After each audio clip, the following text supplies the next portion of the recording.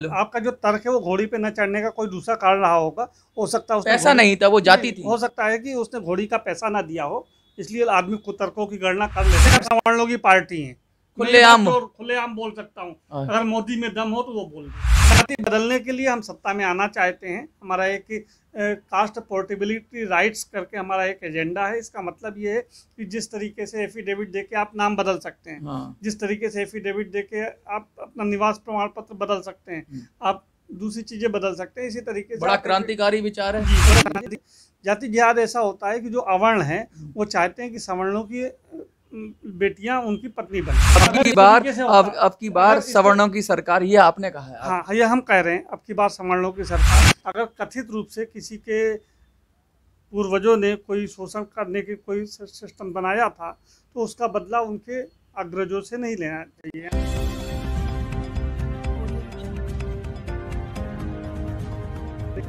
नमस्कार साथियों, मैं मनोज स्वराजी स्वागत करता हूं आपका मिनी संसद के मंच पे। आज हम बात करेंगे एक ऐसे विषय के बारे में जो बहुत ही संजीदा विषय है और बहुत ही दबा हुआ विषय है। अक्सर पॉलिटिकल पार्टियां इन विषयों पर बात नहीं करती हैं और इस तरह के विषय पे शायद ही बिरले ही कोई पॉलिटिकल पार्टी मिलेगी जो इस तरह के विषय उठाती है।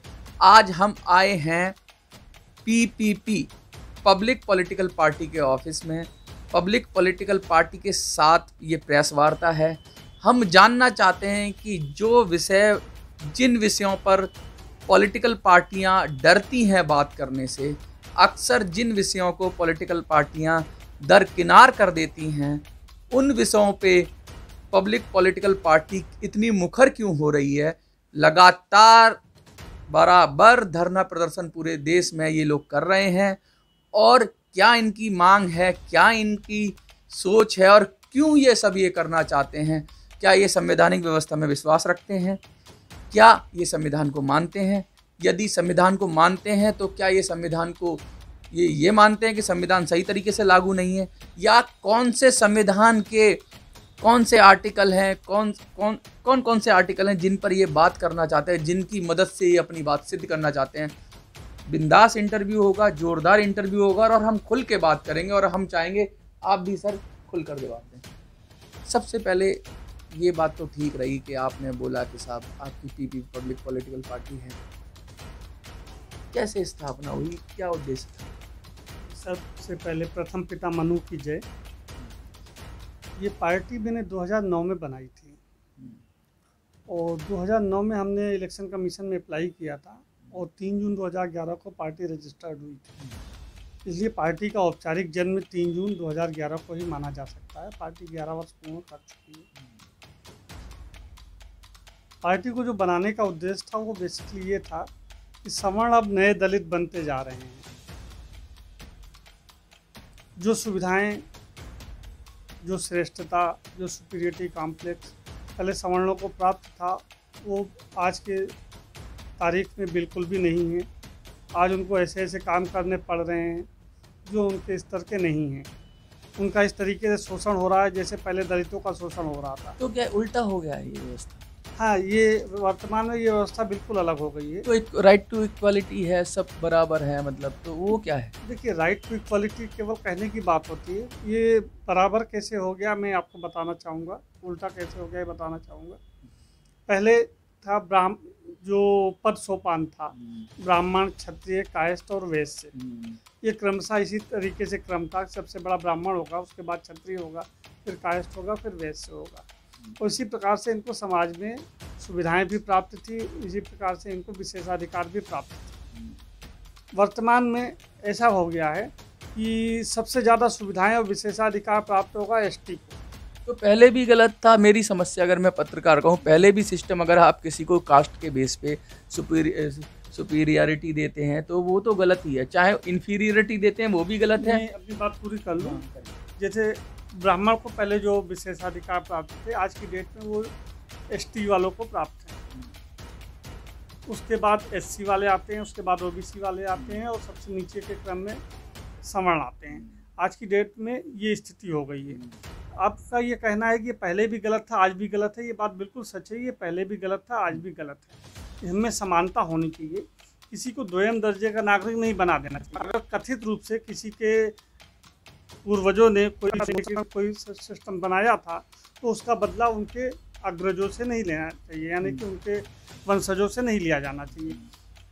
पहले मुग़ल काल था, मुग़ल काल से पहले जो है हिंदुओं का भी शासन था, फिर बीच में जो है ईसाइयों का भी शासन आया। तो हमारे हाथ में वो सत्ता नहीं थी, उन्होंने कैसे कानून बनाए, कैसे नियम बनाए, क्या शोषण की व्यवस्था थी, उस पर हमारी जिम्मेदारी नहीं बनती है। लेकिन 15 अगस्त 1947 के बाद से जब से भारत आज़ाद हुआ उसी के हम जिम्मेदार हैं। तो लोगों को इक्वलिटी देने के नाम पे अनइक्वल कर दिया गया, एक प्रकार से बदले की भावना से सारा सिस्टम बना दिया गया। इसी का विरोध स्वरूप जो है पब्लिक पॉलिटिकल पार्टी का जन्म हुआ। आप कहते हैं अब की बार सवर्णों की सरकार, तो आप भी तो आपको और लोगों को आप कहाँ इंक्लूड कर रहे हैं? आप तो सवर्णों की बात कर रहे हैं, सिर्फ सवर्ण। और सवर्ण का कितना प्रतिशत है देश के अंदर सर? ओबीसी और उसको मिला लो तो दलितों को मिला लो तो 70% तो नहीं कहूँगा, लेकिन 50% से ज़्यादा तो हैं ही, लगभग 50 और 70 के बीच में तो ओबीसी और दलित आते हैं। देखिए, आपने जो कहा है बात, वो आपने केवल अंदाज़ा लगा के बात कही है। भारत में जो अंतिम जातिगत जनगणना थी वो 1931 में हुई थी। 1931 के बाद कितने साल हो गए आज? लगभग 80 साल से ज़्यादा हो गए। बहुत सारे जातिगत जनगणना की मांग कर रहे हैं दलित समाज से और ओबीसी से। मैं चाहूँगा कि आप भी मांग कर रहे हो? मैं चाहूँगा कि ये जातिगत जनगणना भी होनी चाहिए। हमारा ये एजेंडा है, हम ये सपोर्ट करेंगे कि जातिगत जनगणना। तो आप उसी तरफ बैठे हो जिस तरफ दलित और वो ओबीसी। देखिए, अभी जनगणना तो हुई नहीं है। जनगणना अंग्रेजों ने करवाई थी 1931 में, जातिगत जनगणना, ठीक है। उसके बाद हर 10 साल में जनगणना होनी चाहिए थी, तो अभी तो हुई नहीं है। अगर हो जाएगी उसके बाद क्या निष्कर्ष होगा, फिर हम अपने एजेंडे में परिवर्तन करने तो आप कहने का मतलब ये है कि आप लब्बो लुआब ये है आपका, मैं समझूं कि अगर जातिगत जनगणना होगी तो दूध का दूध और पानी का पानी हो जाएगा। जो लोग सवर्णों की संख्या को कम बता रहे हैं और दलितों और ओबीसी की संख्या को ज़्यादा बता रहे हैं, उनका मतलब झूठ पकड़ा जाएगा। आप कह रहे हैं झूठ या सच पकड़, हम क्यों कहें कि कोई झूठ बोल रहा है। कोई व्यक्ति अपना पक्ष रखने के लिए एक अंदाज को और वो अपनी संख्या को बड़ा बताने की कोशिश करता है। सारी राजनीति अंदाज पे हो रही है, परसेप्शन पे हो रही है। हाँ, सारी राजनीति परसेप्शन का ही खेल होता है। एक्चुअल तथ्य तो केवल वोट में ही होते हैं, ये बात सच है। लेकिन हमारी पार्टी चाहेगी कि जातिगत जनगणना होनी चाहिए। तो आपको दलितों का, ओबीसी का वोट नहीं चाहिए? देखिए, वोट तो हमें सबके चाहिए, हम ऐसा नहीं कह सकते। हम क्या कोई तो वो क्यों देंगे जब आप सवर्णों की सरकार बनाओगे तो? हाँ, पूरी बात सुन लीजिए। वो कोई व्यक्ति हमें वोट क्यों देगा, ठीक है ना। जो हम ये चाहते हैं कि कोई व्यक्ति हमें वोट क्यों दे, क्या एक दलित को ही वोट देगा?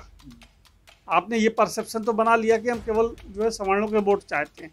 क्या दलित मैंने नहीं अब की बार सवर्णों की सरकार, ये आपने कहा है। हाँ, ये हम कह रहे हैं अब की बार सवर्णों की सरकार।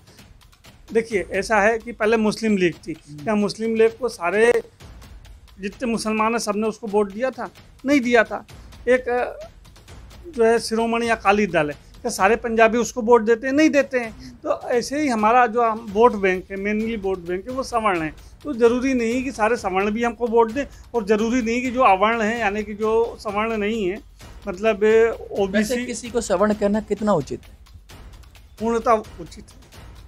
किसी को हम सवर्ण कहते हैं जाति के आधार पर। हम सभी को सवर्ण कह सकते हैं, कोई दिक्कत बात नहीं है इसमें। अच्छा, सवर्ण कोई लीगल वर्ड नहीं है कि आप किसी को सवर्ण और अवर्ण में वर्गीकृत करें, लेकिन कहने के लिए हम सवर्ण की परिभाषा तो देनी पड़ेगी। हाँ, सवर्ण की परिभाषा में जो सामान्य वर्ग है, जिनको आरक्षण का लाभ नहीं मिलता है, वो उनको हम एक सवर्ण कहते हैं।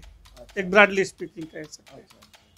अच्छा, आप जब बात कर रहे हैं ना दलितों की बात कर रहे हैं ना अल्पसंख्यकों की बात कर रहे हैं, क्योंकि 20% के करीब ऐसा कहा जाता है कि अल्पसंख्यक भी हैं, लगभग कम हो सकते हैं, ज़्यादा हो सकते हैं, कहीं कम है कहीं ज़्यादा है, मोटा अनुमान है। कुछ कहते हैं 17% है, कुछ आंकड़े कहते हैं कि। अल्पसंख्यकों से आपका मतलब मुसलमानों से है? अल्पसंख्यकों को मतलब सिख हो गया, पारसी हो गया, मुसलमान हो गया, जैन हो गया। हाँ, मतलब हिंदू को छोड़ के सभी हो गए। हाँ, ठीक है ना। देखिए, अल्पसंख्यकों की परिभाषा भी अभी बदलने वाली है। वर्तमान सरकार ने ऐसे सिस्टम बनाया है कि अल्पसंख्यक राज्य वाइज होंगे, न कि राष्ट्र के बेस पे होंगे, क्योंकि किसी राज्य में हो सकता है कि हिंदू भी अल्पसंख्यक हो। तो आप सहमत हैं ये सर? हाँ, राज्य वाइज होना चाहिए अल्पसंख्यक की परिभाषा। कल को ये भी मुद्दा उठ जाएगा जिला वाइज होना चाहिए, फिर कहेंगे मोहल्ला वाइज। भी मुद्दे उठा रहे हैं कई लोग कि जिला वाइज भी होना चाहिए, लेकिन जिला वाइज उतना फिजिबल नहीं है, क्योंकि जिला वाइज पे जो शासन करने की पद्धति वो राज्य से ही निकलती है।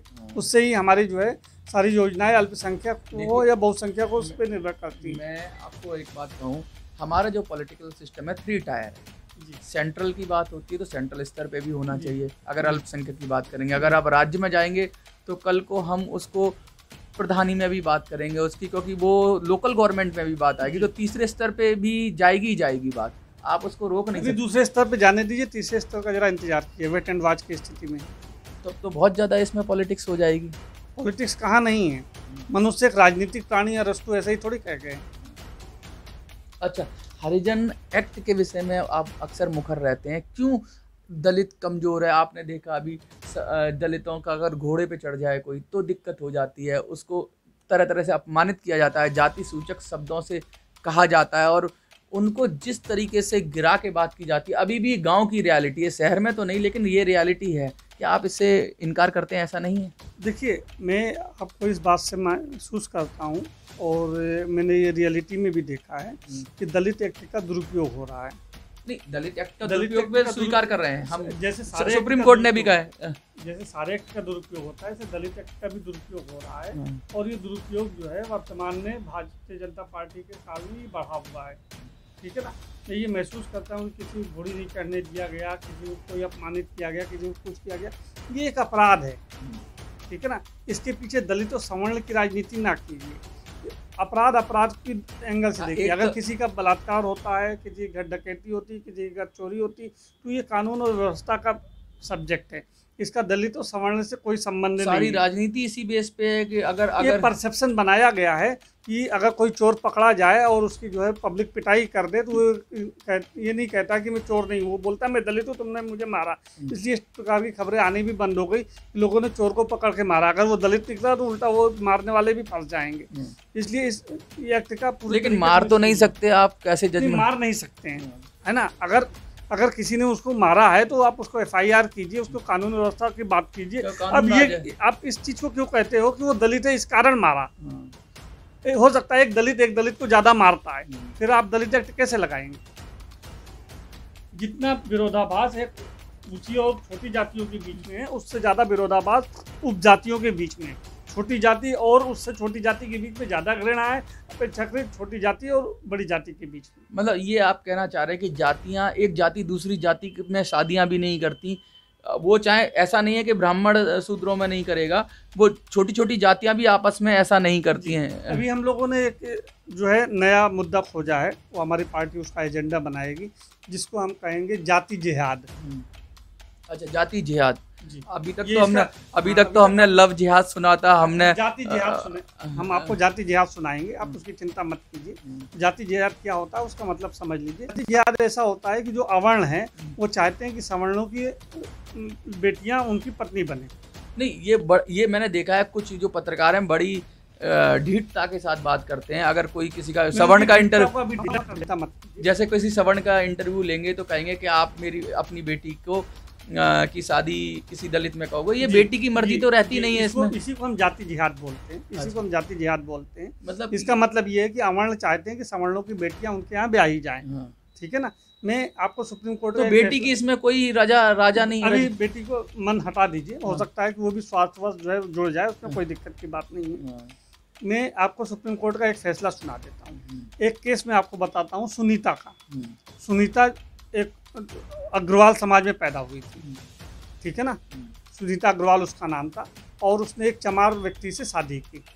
ठीक, अब उसका जो सेंट्रल स्कूल है उसमें उसकी नौकरी लगी, और उसने जो है ST में आते हैं चमार, जाटव कहते हैं हम। हाँ, जो चमार थोड़ा सा नेगेटिव नहीं, वो जाति का नाम है तो है। हम किसी को निंदा थोड़ी कर रहे हैं। चर्मकार नहीं, जाति का नाम है ना, चमार जाति का नाम है कि नहीं है? जाटव कहते हैं शायद। कोई बात नहीं, जाटव सरनेम है उसका, कोई बात नहीं। वो ST में आते हैं। हम किसी को पॉजिटिव नेगेटिव नहीं कर रहे। मैं सुप्रीम कोर्ट का फैसला आपको सुनाने की कोशिश कर रहा हूँ, ध्यान से सुनिए इसको। तो वो सुनीता नाम की लड़की जो है, सुनीता अग्रवाल थी पहले, जो कि सामान्य वर्ग में आती थी। उसने शादी की एक जाटव समाज में। ठीक है ना, और इसके हिसाब से वो ST हो गई। जिस तरीके से जो बोलने की पत्रकार लोग बहुत मुखर होते हैं, ST होने के बाद उसने केंद्रीय नौकरी में, जिसमें मतलब सेंट्रल स्कूल था, उसमें टीचर की नौकरी के लिए रहा, और ST के अनुसार उसको आरक्षण मिल गया, उसने नौकरी करने लगी। 19 साल बाद एक आदमी ने शिकायत कर दी कि इसको ये एसटी नहीं है, ये तो जो है इससे पहले जो है ये सामान्य वर्ग में थी।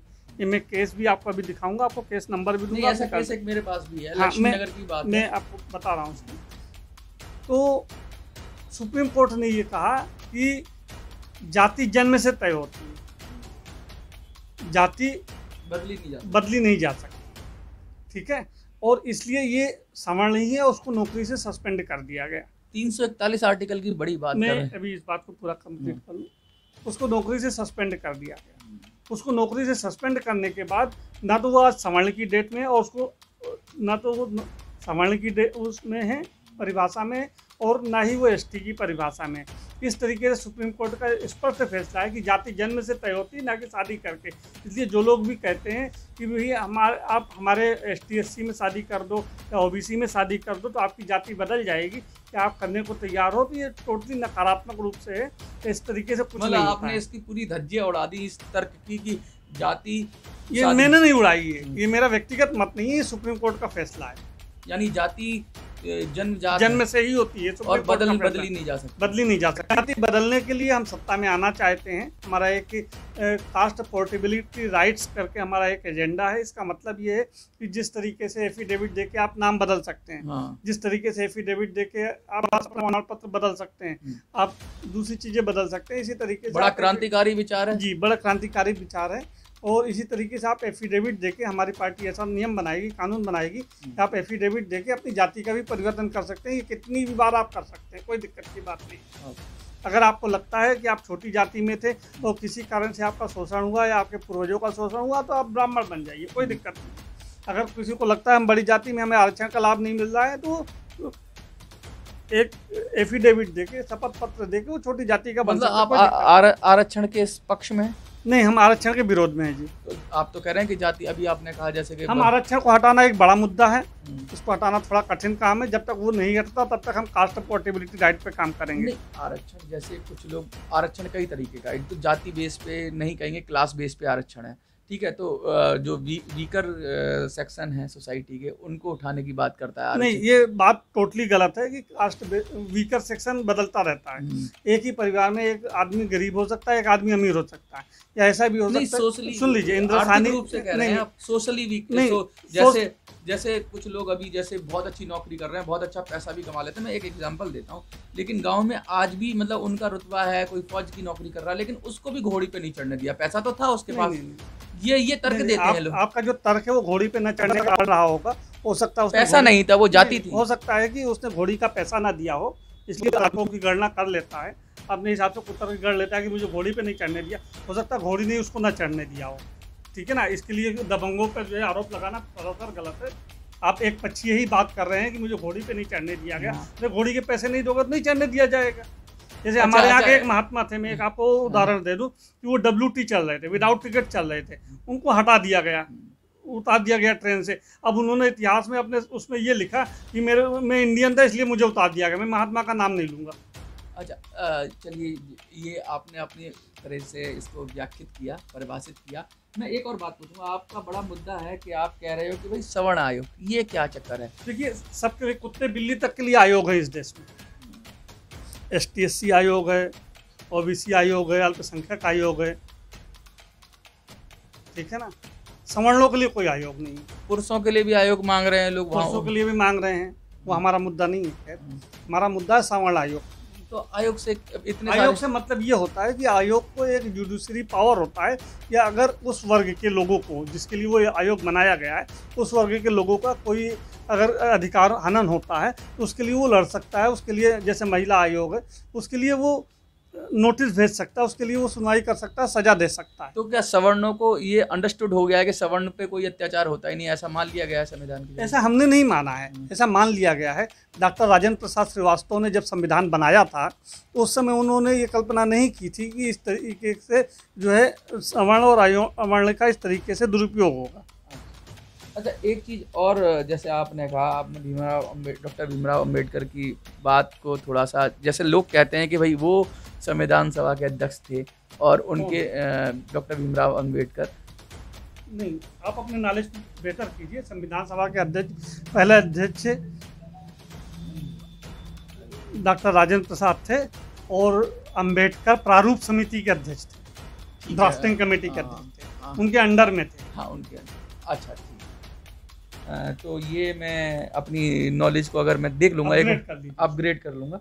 ठीक है, तो ये जो बात कर रहे हैं आपके सवर्ण भूमि की बात कर रहे हैं आप, ये क्या है? सवर्ण भूमि एक ऐसा था, हम लोगों ने एक नारा बनाया था, सवर्णों के 3 दुश्मन, हदबंदी, नसबंदी, आरक्षण। तो ये जो हदबंदी है, ये जो भूमि है, ये एक अलग अलग राज्यों में अलग अलग कानून बनाए गए। भूमि बेसिकली जो है समवर्ती सूची का विषय है, इसमें राज्य भी कानून बना सकता है और केंद्र भी कानून बना सकता है। तो इस तरीके से सवर्णों की भूमि छीनने की साजिश की गई कि आपके पास इससे ज़्यादा भूमि नहीं हो सकती, इस लिमिट से ज़्यादा। कहीं पे 5 एकड़ रखा गया, कहीं पे 10 एकड़ रखा गया, अलग अलग राज्यों में अलग अलग था। तो ये भूमि के साथ ही क्यों किया गया? ये क्यों नहीं नियम बनाया गया कि आपके पास 10 कारों से ज़्यादा कार नहीं हो सकती, 2 टीवी से ज़्यादा टीवी नहीं हो सकती? क्योंकि भूमि केवल सवर्णों के पास थी। इस बहाने से सवर्णों की भूमि छीन ली गई। और अभी तक इसका जो तथ्यात्मक हुआ है कि 1 भी इंच भूमि सवर्णों को नहीं मिली है किसी भी हदबंदी या चकबंदी के द्वारा, और सारी की सारी भूमि जो है अवर्णों को ही दी गई है। ये सवर्णों से भूमि छीनने की साजिश थी। चाहे आप बिहार चले जाइए, चाहे आप तमिलनाडु चले जाइए, चाहे पंजाब चले जाइए, चाहे उत्तर प्रदेश चले जाइए, भूमि हदबंदी कानूनों के द्वारा सवर्णों की भूमि छीन ली गई। भूमि बेसिकली आय का साधन था, आय का साधन छीन लिया गया उनसे। अच्छा, बहुत ये इस विषय पर भी बात हो गई। अब थोड़े से जो मौजूदा दौर के विषय हैं उन पे हम आते हैं, चर्चा करते हैं। जैसे आजकल बहुत चर्चा होती है फिल्मों के विरोध, एक ट्रेंड सा चल गया है, जिसे देखो वो फिल्मों के विरोध पे उतर गया। उससे मतलब नहीं है, कोई क्या कर रहा है हमें उससे मतलब नहीं है। आप भी तो लगातार कर ही रहे हो। कोई ट्रेंड चल रहा है इसलिए हम नहीं कर रहे हैं, हम इसलिए कर रहे हैं। आपके क्या कोई मौजूद, आपके पीछे कोई मौलिक कारण है या बहुत? जी, मौलिक कारण है। हम लोगों ने एक फिल्म को रोकने के लिए धरना भी दिया और अपने ट्रस्ट के द्वारा जो है इसको सुप्रीम कोर्ट के संज्ञान में भी लाया। हमने याचिका भी दायर की गई है। इस फिल्म का नाम है थैंक गॉड, और हम चाहते हैं कि थैंक गॉड फिल्म रिलीज ना हो, क्योंकि इसमें हमारे आराध्य देव भगवान चित्रगुप्त का अपमान किया गया है। चित्रगुप्त को कभी ऐसे इस तरह से नहीं देखा गया है। चित्रगुप्त को यमराज जी के वो लेखा जोखा करने वाले देखा गया है। और पहले भी मतलब इतना लिबरल समाज है जो हम कहते हैं, जो सनातनी समाज है, उसमें बहुत सारे तरह का साहित्य लिखा जाता है और उसको बड़े इजीली लोग पचा लेते हैं। ये हमारी खूबसूरती है, लेकिन हम नहीं पचा पा रहे हैं, ये हमारी बदसूरती है। चलिए, कोई बात नहीं।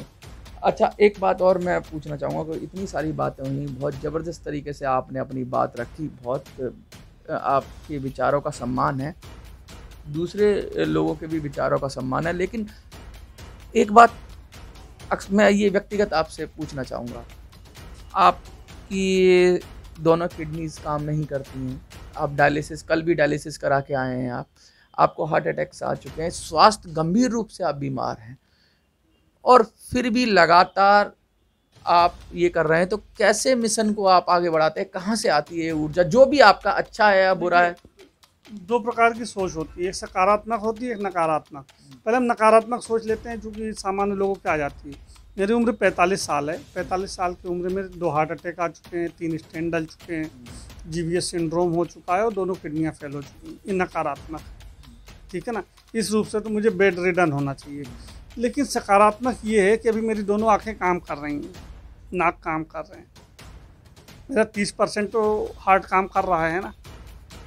मेरी किडनियाँ फेल हैं तो क्या हुआ, मुझे पेशाब तो होती है ना। तो ये सकारात्मक है। ये जो सकारात्मकता है यही मुझे इस बात की प्रेरणा देती है, यही मेरी ऊर्जा है कि मैं अपने मिशन के लिए काम में लगा रहा हूँ। नकारात्मक मैं सोचूंगा तो मैं बहुत जल्दी बेड रिडन हो जाऊँगा और मैं उड़ भी नहीं पाऊँगा, बात भी नहीं कर पाऊँगा आपसे। लगातार 20-25 मिनट से हम लोग बात कर रहे हैं और कहीं ऐसा नहीं लगा कि आपको किसी तरीके की गंभीर बीमारियों का, आपके थोड़ा सा भी तनाव है। इतनी सारी चीज़ें हैं, फंडामेंटल सी चेंज कर देंगे आप राजनीति का। और आपको कौन सी विरोधी लगती है अपनी पार्टी, ऐसी कौन सी लगती है? देखिए, पहले तो मुझे विरोधी पार्टी का पता नहीं था, लेकिन हम सवर्ण आरक्षण के लिए आज से 5 साल पहले 8 दिसंबर 2016 को जंतर मंतर पे बैठे थे। मेरे पास 3 लोग आए, अलग अलग टाइम पे आए थे, और तीनों ने मुझे जो है अलग अलग दिनों में आए थे। उन्होंने कहा कि आपकी पार्टी से भारतीय जनता पार्टी को खतरा है। गजब, जो मतलब सवर्णों का ठेका लेके बैठी है, लेकिन कहती नहीं है वो कहती भी नहीं है। हाँ, लेकिन हम कह रहे हैं। लेकिन वोट सवर्ण देते हैं उसको। हाँ, तो अब वोट उनके कटेंगे और वोट हमारे पास आएंगे। तब तो और लोगों का भला हो जाएगा, कांग्रेस और उनका भला हो। जिसका भी भला हो या बुरा हो, हमें उससे दूसरे से नहीं मालूम है। तो आप नुकसान पहुंचाना चाहते हैं सवर्ण? मैं किसी को नुकसान नहीं पहुंचाना चाहता हूं। मैं एक बात कहूँ, कल को मोदी जी या बीजेपी वाले कहेंगे ये तो कांग्रेस की बी टीम है। देखिए, मेरा किसी की जुबान पे कोई कंट्रोल नहीं है, ना मेरा आपकी पेन पे कंट्रोल है, ना किसी की जुबान पे कंट्रोल है। मतलब आप अपनी जिद के पक्के हैं, धुन के पक्के हैं। हाँ जी, मेरे पास खोने के लिए कुछ नहीं है, पाने के लिए सब कुछ है। हम लोगों की पार्टी है, खुलेआम बोल सकता हूँ। अगर मोदी में दम हो तो वो बोल दे। बहुत ही गहरी बात कर रहे हैं ये। अक्सर है कि दलितों के मुद्दे पर प्रखर रूप से लोग बात करते हैं कि हम दलितों की बात कर रहे हैं, हम दलितों की पार्टी हैं, हम ओबीसी की पार्टी हैं, कहते हुए सुना गया है कुछ पार्टियों को। मुसलमानों की भी बात प्रखर रूप से कहते हुए सुना गया है, एकदम पूरे जोश के साथ कहते हुए सुना गया है। लेकिन पहली पार्टी है, बीजेपी भी ऐसे नहीं कहती कि हम सवर्णों की पार्टी हैं, लेकिन ये जो पीपीपी पार्टी है ये बड़े चैलेंज के साथ कह रही है, बड़ा मुखर होकर कह रही है कि हम सवर्णों की पार्टी हैं। अब सवर्ण की परिभाषा इनकी क्या है, क्या सभी लोग सवर्ण हैं या क्या है, ये इन पर आप पर तय करते हैं और इनकी बातों से आप जो भी जजमेंट निकालें वो ठीक है। लेकिन हाँ, ये देश सबका है, सबको रहना पड़ेगा, चाहे वो सवर्ण हो या दलित हो, इक्वालिटी सबसे ऊपर है। हाँ बोलिए। अगर कोई पार्टी खुलकर कह दे हम सवर्णों की पार्टी है तो मैं अपनी पार्टी का बिला उस पार्टी में करने को तैयार हूँ। बहुत बड़ी बात कह दी है कि, लेकिन मैं तो ये कहूँगा कि ये देश में से पार्टी सिस्टम के अंदर छोटे छोटे ग्रुपों को या छोटे छोटे जो बन जाते हैं वर्ग, उनको प्रमोट करने पार्टियां अपना एजेंडा बना लेती हैं। एक कोई ऐसी पार्टी बने जो पूरे देश की पार्टी हो, जो कहे मैं भारत की पार्टी हूँ, तो ज़्यादा बेहतर रहेगा। इनका अपना विचार है, आपका अपना विचार है। इनको लगता है सवर्ण दबे कुचले हैं इनका, और इनके ये इन्होंने उसके तथ्य भी दिए हैं बहुत सारे। ये सही हैं अपनी जगह पे, वो भी सही हैं अपनी जगह पे, सब अपनी जगह पे सही हैं। सब तालमेल मिलाएं, बेहतर तरीके से बात करें और सबकी बात हो, ये बहुत ज़रूरी है। ये बात मुझे इनसे सहमत रहूँगा कि सबकी बात हो, ना दलित ना सवर्ण, सबकी बात हो, इक्वालिटी की बात हो। उसके साथ मिनी संसद हमेशा खड़ी रहेगी। जय हिंद, जय भारत। धन्यवाद।